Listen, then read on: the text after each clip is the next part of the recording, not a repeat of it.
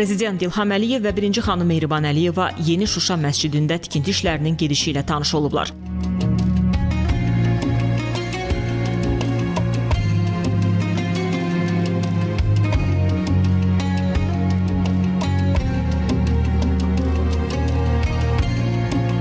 Bu məscidin təməli 2021-ci ildə dövlətimizin başçısı tərəfindən qoyulub. Məscid tarixi şəhərdə modern memarlıq nümunəsi kimi göz oxşayacaq. Onun memarlıq həlli rəmzi xarakter daşıyır. Belə ki, Prezident İlham Əliyevin tapşırığı ilə məscidin forması 8 rəqəmini əks etdirəcək və bu, noyabrın 8-də Şuşanın işğalçılardan azad olunmasını, zəfər gününü simvolize edəcək.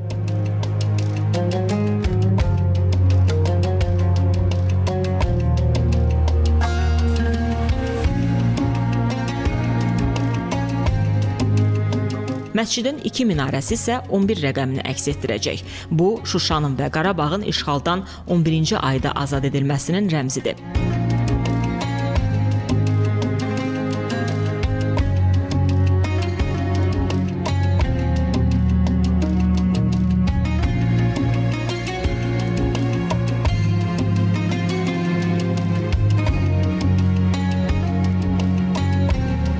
Minarələrin hündürlüyü 72 metr olacaq. Şuşanın yuxarı hissəsində inşa edilən məscid həm də şəhərin ən uca yerində olacaq.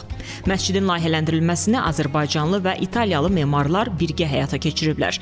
Bu ibadət ocağının xarici səthi Şuşanın qədim məscidinin minarələrində istifadə edilən həndəsi naxışlarla bəzədiləcək.